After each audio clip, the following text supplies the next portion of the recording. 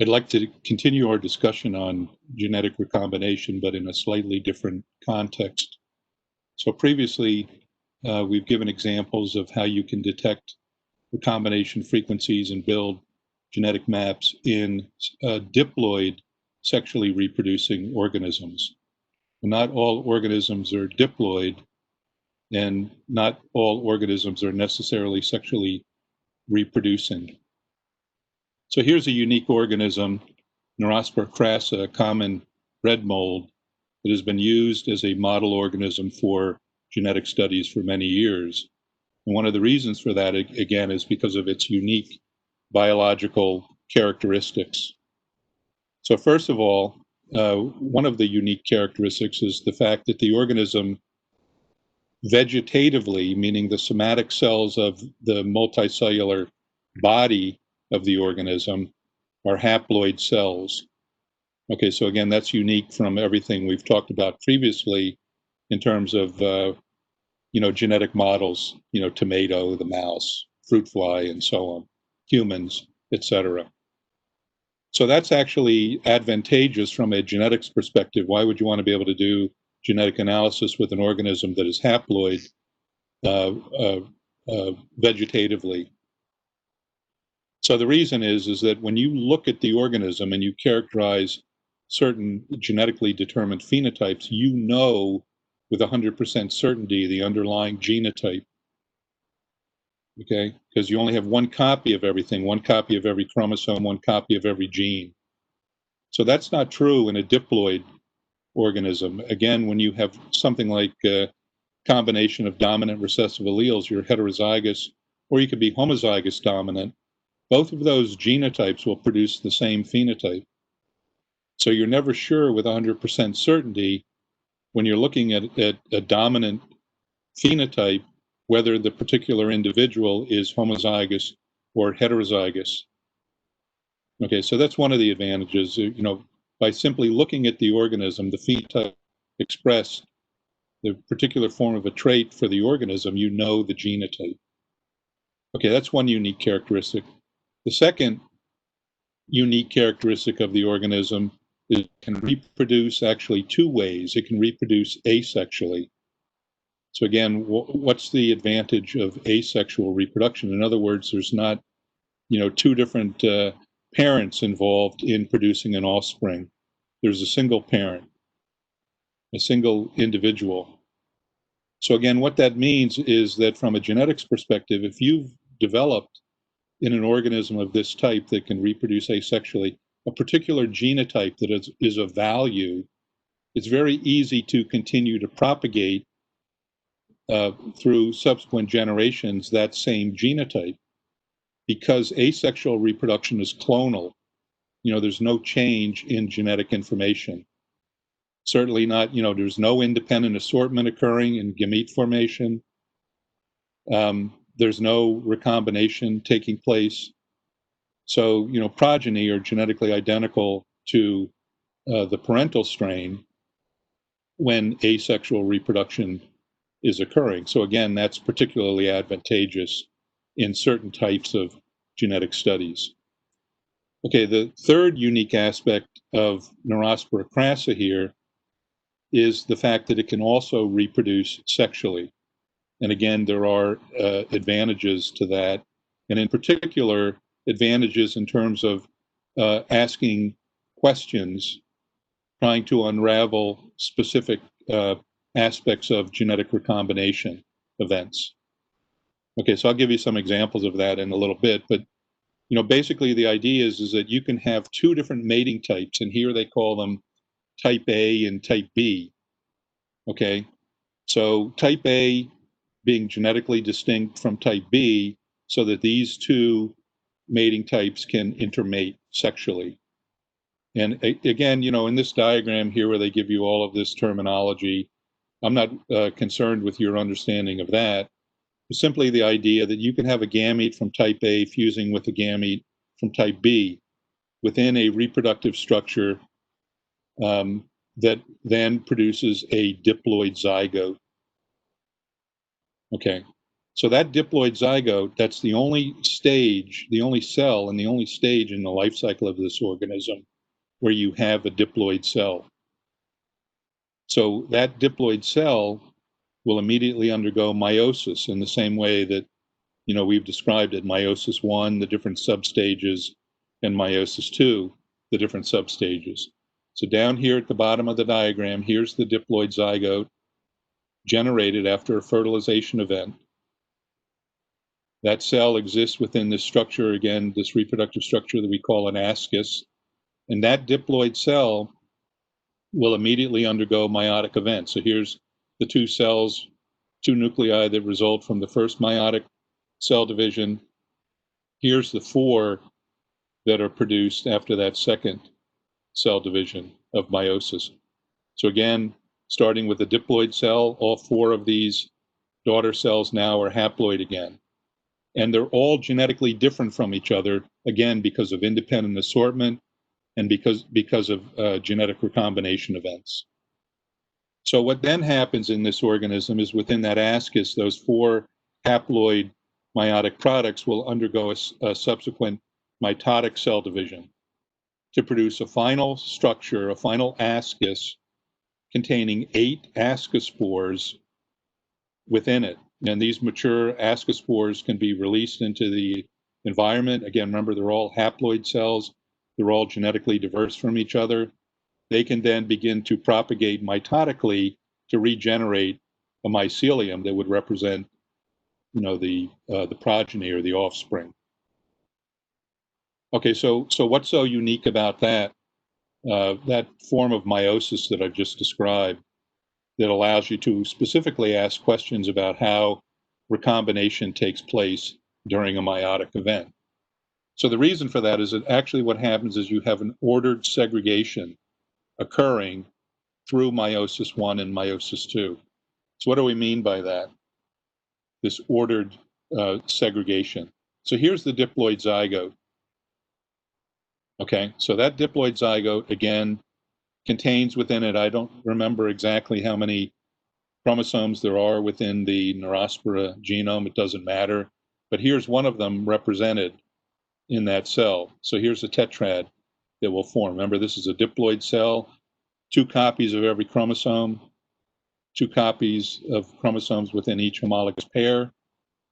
They'll pair up with each other during prophase 1.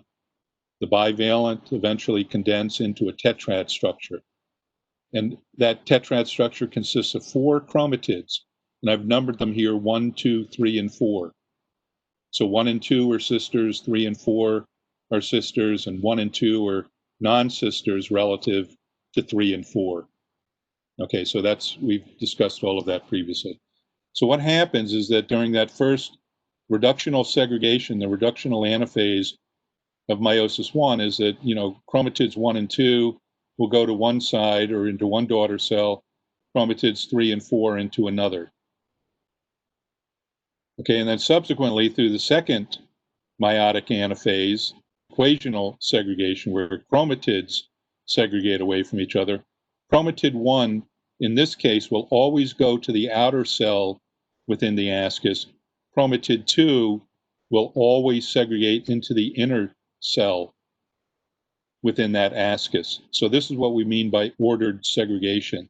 Same thing over here for this daughter cell produced after meiosis 1.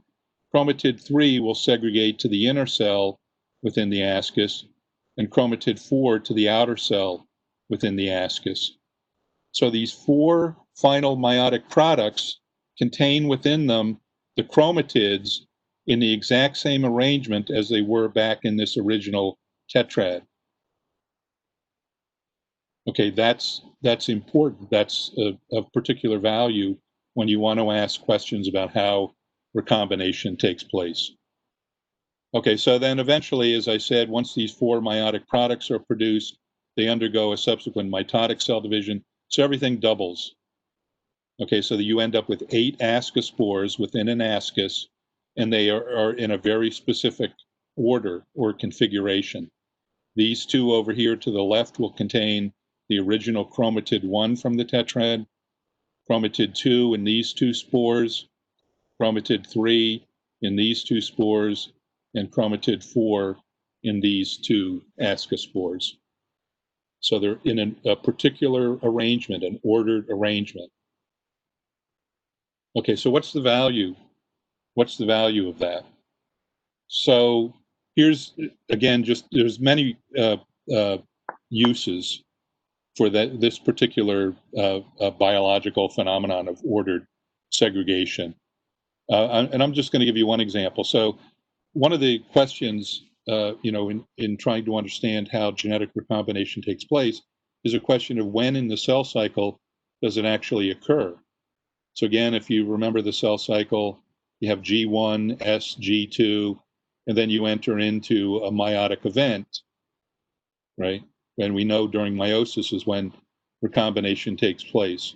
So the question is do those recombination events that occur during meiosis, do they occur either before or after chromosomes replicate themselves? So in other words, before or after the S phase of the cell cycle. So of course we know that now that it's after replication. We know more specifically that it occurs during prophase 1 of meiosis. But one of the reasons we know that, again, is because of experiments performed with Neurospora, the one I'm going to describe here. So if you have a map of the Neurospora genome, which they did, again, they were developing Neurospora crassa as a model system for, performing genetic analysis. So they had a map, and they knew that A and B were on the same chromosome. They were linked to each other. And they had allelic alternatives, different phenotypes expressed for whatever traits are controlled by the A and the B gene. So they could intermate, sexual reproduction involving the two different mating types, one of which carried the linked, cis-linked dominant A and B or uppercase A and B alleles, and then another one where the lowercase a and the lowercase b allele were linked in cis as well. So you generate that diploid zygote for those two linked genes. So what's going to happen if those two chromosomes in that diploid cell proceed through a complete meiotic event without any recombination taking place? So again, what would happen is the tetrad would form, no recombination. You'd get the ordered segregation. Here they're just showing the 4 final meiotic products. Again, remember, each one of these would duplicate itself through mitosis. But the end result is that all 8 of the ascospores within the ascus are going to be of the parental type, genotypes, and phenotypes, right? Because there was no recombination. Okay, so all of the progeny would be of either of one or the other original parental types. Okay, so let's go back. So that's a prediction if no recombination takes place throughout an entire meiotic event. Okay, after the zygote is formed. So what about if you had recombination at a 2-strand stage? And what that means is recombination taking place within the diploid zygote prior to chromosome replication. So before the S phase of the cell cycle. Okay, so here's the recombination taking place in that diploid zygote. Here's the tetrad that forms, and these are the final 4 meiotic products that would result after meiosis is complete, and with that ordered segregation that I described. So again, and again, remember, all 4 of these spores would duplicate themselves for the final 8 products within the ascus. Okay, so in this case, if recombination is taking place prior to chromosome replication, what that means is that all 8 of those spores are going to be recombinant types. None of them will be of either of the 2 original parental types. So that's a completely different outcome without recombination. Okay, then there's a third possibility. What if you have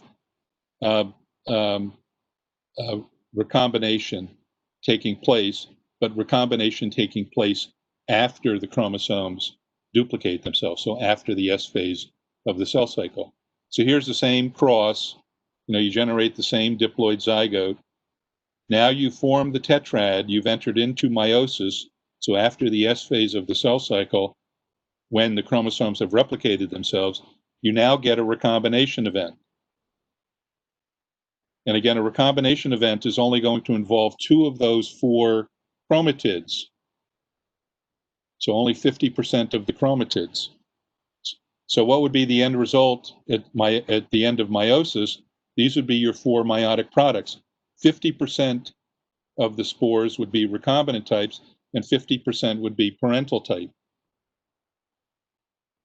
And again, it's the same thing if you duplicate every one of those 4 meiotic products. So 50% of the spores would be of the recombinant type, and 50% would be of the parental type. So you see, you have different predicted outcomes from a single cross, depending on whether there's no recombination, whether recombination takes place before chromosomes replicate, or if recombination takes place after chromosomes replicate. So all they had to do was do the cross, perform the experiment, collect, maybe 100 or 200 of the ASCII, and characterize genotypically and, at the same time phenotypically, the characteristics of the spores within the ascus. And when they did that for the A and the B gene, what they saw is many of them were of the parental type, so the non-recombinant type. A small percentage of them were of this type, where half of the spores were parental type and half were recombinant type. And it was rare, if ever, that they ever saw an ascus that contained 8 spores in which all 8 of the spores were of the recombinant type. So again, from a very simple experiment, they were able to determine from these results is that genetic recombination takes place after chromosomes replicate themselves, after the S phase of the cell cycle. Okay?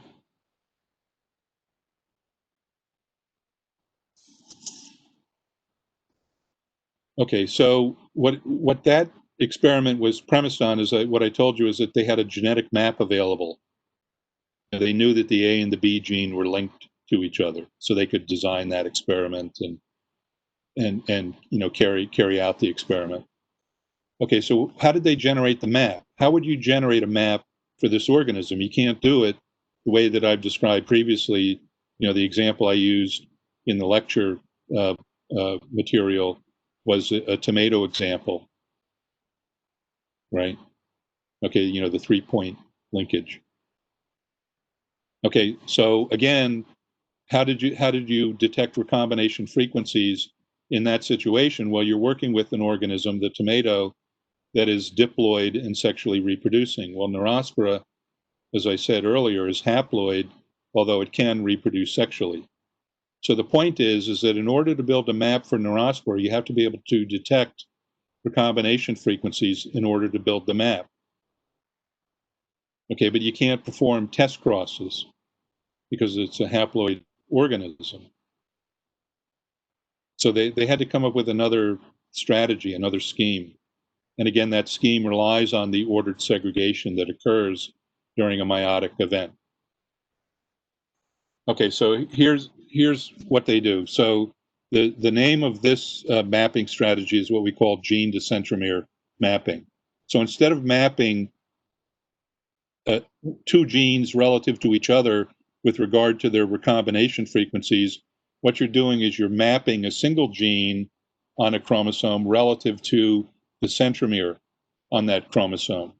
You're looking for recombination rates between the centromere and the particular gene that you're analyzing on that chromosome. So it's called gene to centromere mapping. So here's an example. Again, how do you go about detecting recombination frequencies? So here, again, you would hybridize 2 different mating types that carry different alleles for the gene you're trying to map. So here they're using, the plus for one allele, and they're using lowercase a for the other allele. So here's a tetrad that would form. Here's the tetrad that forms. Here's the ordered segregation that takes place. And in this case, we're assuming no recombination. Okay, so there's no recombination between the gene and the centromere. So you get the ordered segregation, you get the mitotic event, you produce a final ascus with 8 spores within it, 4 of which are of one genotype, here little a, and 4 of which are of the alternative genotype, which are plus, the 2 allelic alternatives for the gene that they're trying to analyze. So this is what's called a 4-4 pattern. And if you observe an ascus in this, a cross design like this, if you observe an ascus with a 4-4 pattern, or what you can conclude from that is that there's been no recombination between the gene and the centromere on that chromosome. That's what that tells you. No recombination. Okay, let's look and see what happens if there is a recombination event.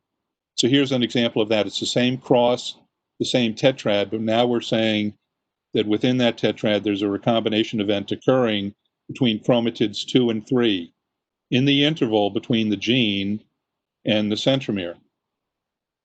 So that takes place during prophase. You get the ordered segregation through meiosis 1 and 2, and then lastly, you get that mitotic event.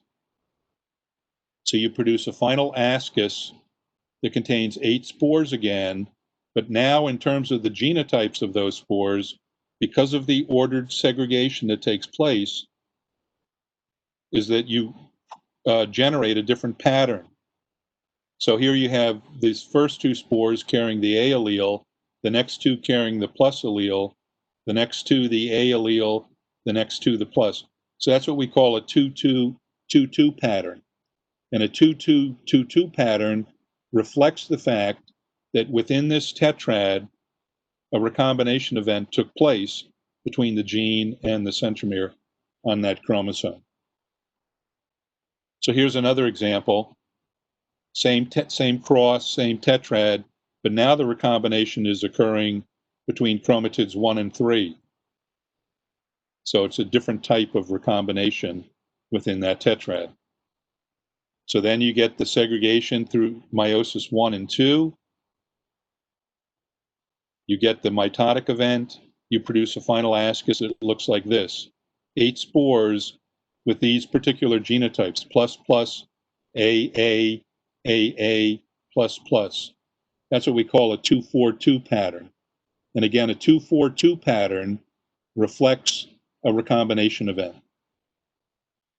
So to detect recombination frequencies for the interval between the gene and the centromere on that chromosome, you simply have to determine the frequency of these recombinant ascospore types from any given cross. Okay, so here's a slide that gives a more complete representation of all of the possible types of recombination events that can occur within a tetrad. So again, here's a tetrad, chromatids 1 through 4. You see chromatids 1 and 2 carry the big, I'm using a big A allele, capital A instead of plus, as in the previous slide.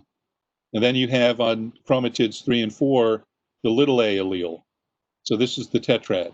And now we're trying to determine what patterns are going to result within the final ascus when a recombination event occurs between 2 of these chromatids within the tetrad. So again, if you have a recombination event involving chromatids 2 and 3, that's just like on the previous slide, involving these 2 chromatids here in this interval between the gene and the centromere, you'll produce a 2-2-2-2 pattern within that ascus. Okay, so that 2-2-2-2 pattern is also referred to as a second division segregation pattern. If you have a recombination event involving chromatids 1 and 3, again, as I described in the previous slide, so it's the same tetrad, now the recombination is between chromatids 1 and 3, you're going to produce a 2-4-2 pattern. Again, a 2-4-2 pattern reflects recombination. It's what we call a second division segregation pattern. And then there's other possibilities. You can also have a recombination within that tetrad involving chromatids 1 and 4. So if that happens, you're going to produce a final ascus with this pattern, the 2-2-2-2 pattern. And if you have a recombination within that tetrad involving chromatids 2 and 4, you're going to generate a 2-4-2 pattern. So again, the 2-4-2 and the 2-2-2-2 pattern, these are second division segregation patterns that tell you that recombination took place within the tetrad, during early meiosis. And it tells you, which chromatids were involved. So the reciprocal of that is the 4-4 pattern, which I've already described. If you generate an ascus with a 4-4 pattern, that tells you that no recombination took place, involving any of the chromatids in that interval between the centromere and the gene. So that's what's called a first division segregation pattern. So in order to detect recombination frequencies from which you can then build a map, remember 1% recombination is equal to 1 map unit. That's how we did it in the previous examples with diploid organisms. Is that you simply you do the cross, you collect maybe 100 or 200 asci, and you classify them as one of those 3 patterns. And then you plug the numbers into this formula here. So 1/2 times the number of asci with the second division segregation pattern divided by the total number of asci that you count. In other words, this would also include not just the second division segregants, but also the first division segregant type. So the total number that you count, you just plug those numbers into this formula, multiply by 100%, and you get a percent recombination. And then you just convert that to map units. So this is how they built a genetic map for Neurospora crassa, other organisms as well, with similar, biological characteristics. But this is how they built a genetic map based on recombination frequencies for this fungus, for this unique organism. So the last thing I'll say about all of this gene to centromere mapping is that there is additional information that is included in the Brightspace site for this course under the module miscellaneous files. So there's a couple of PDF files that describe what's called tetrad analysis, and I encourage you to look at them to clarify your understanding of this procedure of gene to centromere mapping. Okay, so to this point, we've described, going back a little bit now, we've talked about non-Mendelian conditions, the observation of non-Mendelian inheritance patterns. When you have novel allelic relationships, when you have epistasis, genic interaction, and when you have gene linkage. Okay, so those are 3 different instances which, when those conditions exist, is in genetic crosses, you will observe non-Mendelian inheritance patterns. So I want to describe another instance. This is what we call sex linkage. So what's being described in this diagram here, again, is one of the first experiments that revealed the existence of sex linkage. So this is work that was done in the laboratory of Thomas Hunt Morgan, back in the early 1900s. And, he's a very, historically, a very important geneticist for a number of reasons. He helped to develop mapping strategies, and he identified sex linkage, or, his laboratory did. Actually, the map units, more formally referred to as centimorgans, are named after Thomas Hunt Morgan. So in any event, I just want to bring this to your attention. Again, this citable site that has, really good, well-written articles about different topics on genetics. Here's a link to a site where they talk about, in much more detail than I'm going to, about the work of Thomas Hunt Morgan and other investigators, other researchers in his lab that led them to identify this phenomenon of sex linkage. So I encourage you to look at that and read it. So this is basically what they were doing. Thomas Hunt Morgan was the one who made the decision to develop the fruit fly, Drosophila melanogaster, as a model organism for genetics.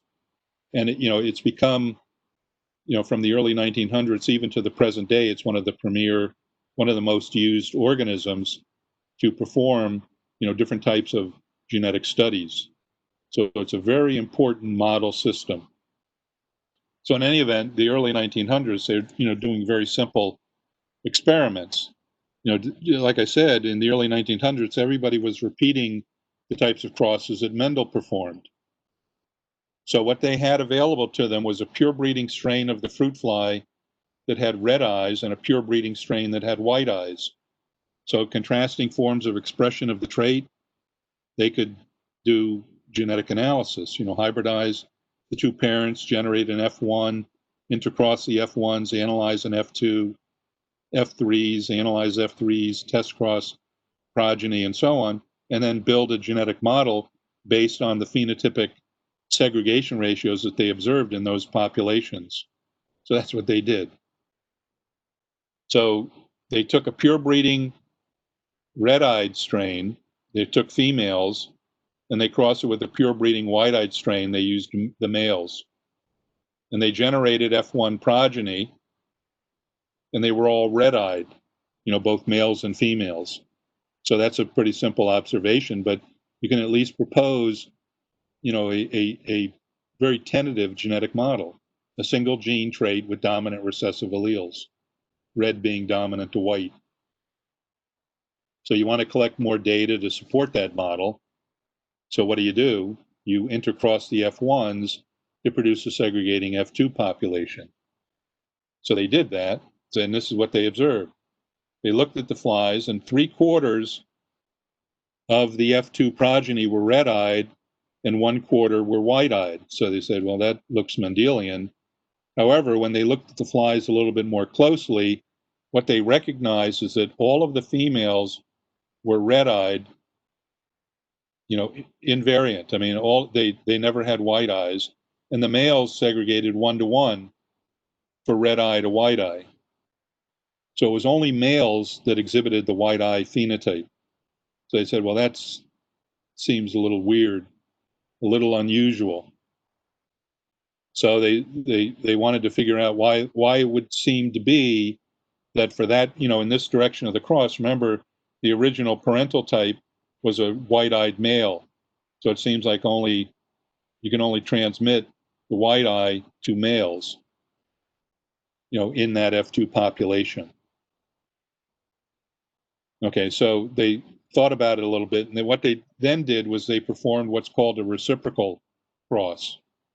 So now what they did is they took pure breeding white-eyed females and pure breeding red-eyed males and hybridized them, generated F1 progeny.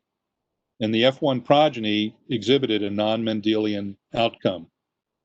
So all of the females in that F1 population were red-eyed, and all of the males were white-eyed. So again, transmission, well, in this case, from the female to the male. But again, it was only males that were receiving, the white eye phenotype, the white eye trait. So the F1 progeny were segregating 1-to-1. Mendel never saw anything like that. So they said, okay, let's see if we can get more information here. So they intercrossed these F1s to generate an F2 population. And again, overall, the F2 population segregated 1-to-1 for red to white. Okay, so again, that's not Mendelian. Mendel never saw anything like that in an F2 population. So of those that were red-eyed, half were females and half were males.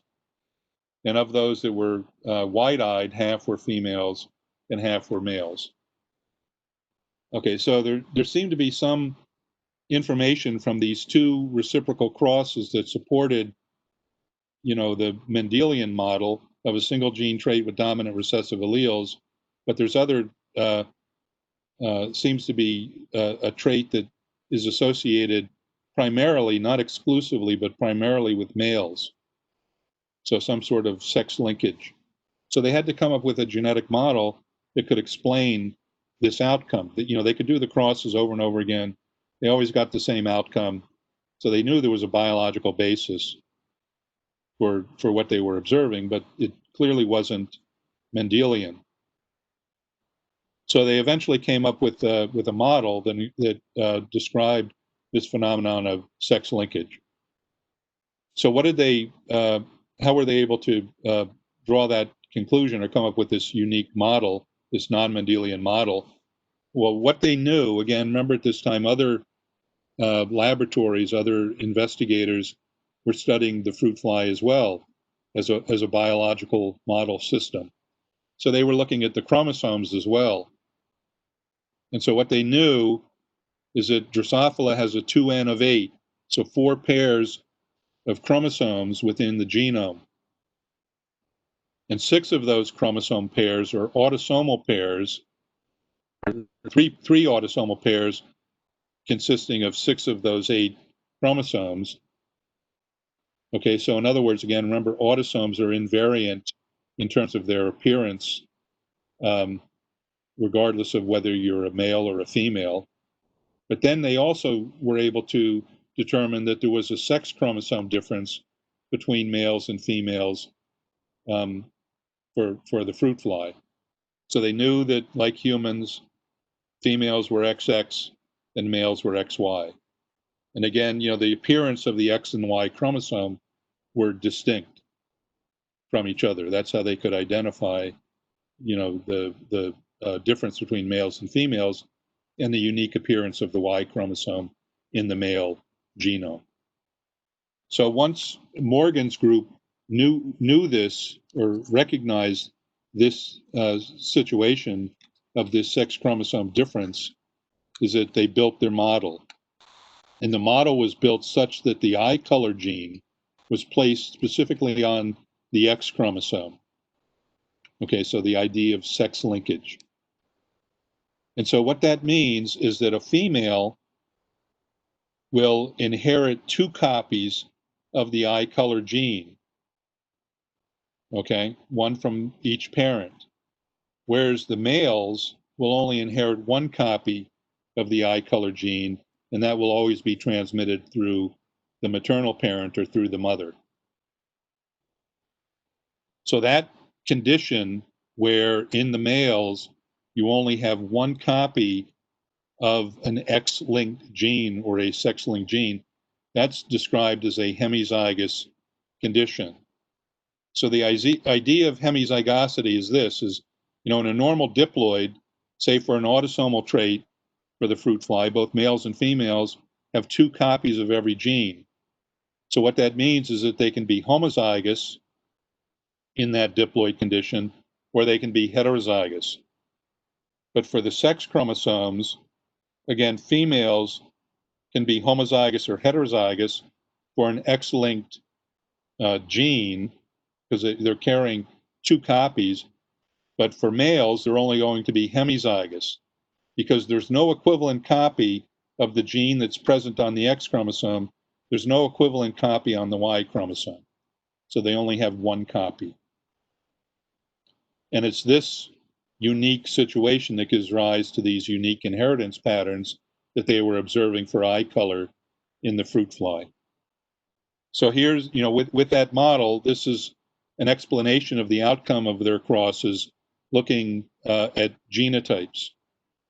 So again, remember cross A, the first cross was a pure breeding red-eyed female and a pure breeding white-eyed male. So now we're representing the genotypes of those flies. The female is homozygous red, and the male is hemizygous white. So again, the female being homozygous can only produce 1 gametic type, red containing, the red allele, the male can produce two gametic types, one containing the X chromosome that has the white allele, and one that has the Y chromosome that doesn't carry any copies of the eye color gene. So what does that mean? That means among the progeny, all of the females are going to be heterozygous. They carry two X chromosomes, so they'll be heterozygous, red-white, and phenotypically they're red. So red is dominant to white in terms of an allelic relationship. And the males are all going to be hemizygous red. They inherit their X chromosome from the mother and the Y chromosome from the father. So that explains, again, that outcome in that first F1 generation. So then when you intercross these two F1 flies, both red-eyed males and females, here's the gametes that the male can produce, the gametes of the female, here's your Punnett square. And what does it predict? It predicts that 3/4 of the F2 population should be red-eyed and 1/4 should be white-eyed. And of those that are white-eyed, they're all males. They're all hemizygous for the white allele. Those are the males. Among those that are red-eyed, again, you can see that 1/3 of them are going to be homozygous red for as a female, red-eyed female.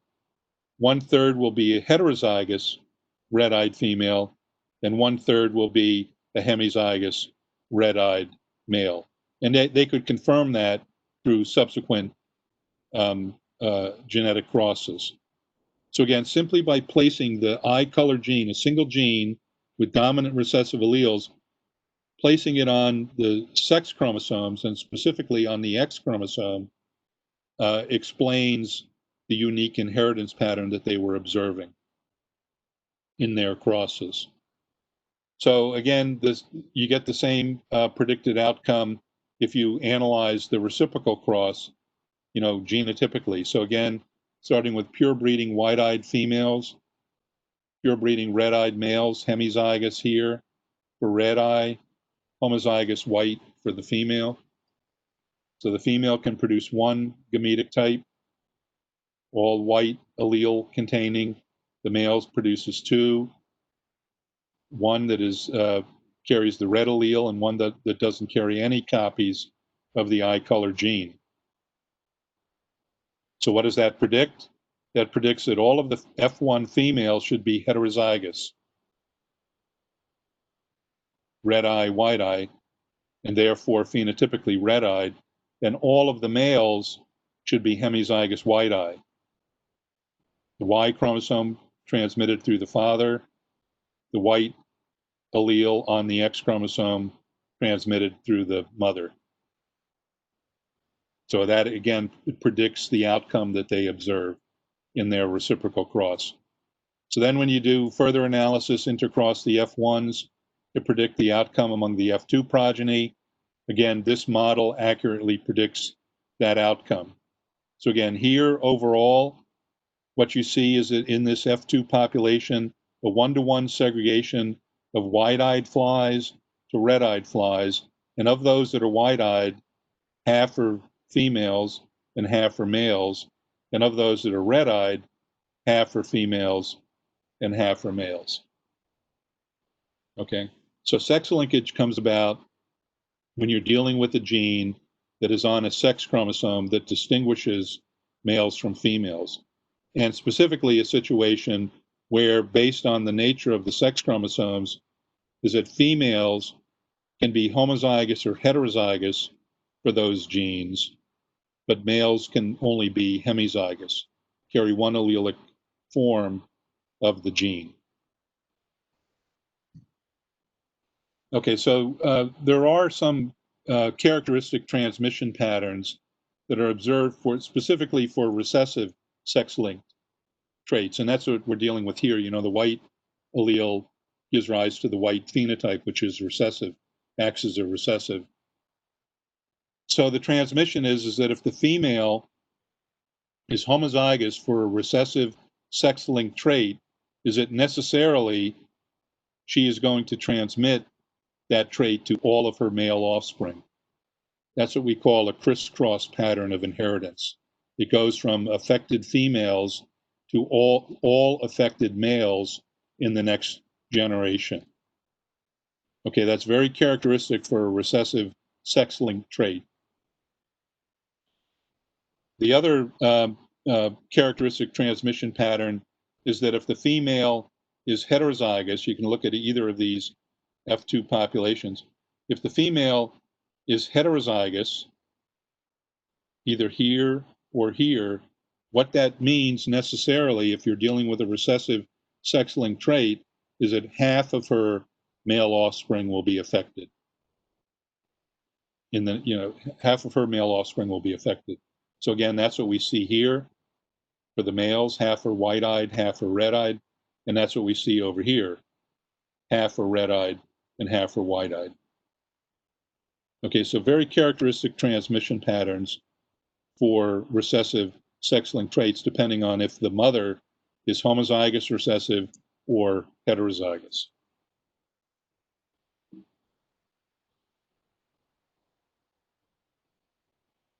So just to wrap up this discussion, again, what makes this unique from the Mendelian situation, making it a non-Mendelian transmission pattern, is the fact that the gene is not on an autosome, but it's on a unique set of chromosomes within the genome of the organism. So again, in these examples, we're talking about, organisms that are distinguishable at the sex chromosome level, females being XX and males being XY. So that's true for the fruit fly. It's also true for humans, as we've discussed previously and as is shown in this karyotype here. So again, males carry one X and one Y. So the genes that reside on this X chromosome are not equivalent, no equivalent genes are found on the Y chromosome. So the males are going to be hemizygous.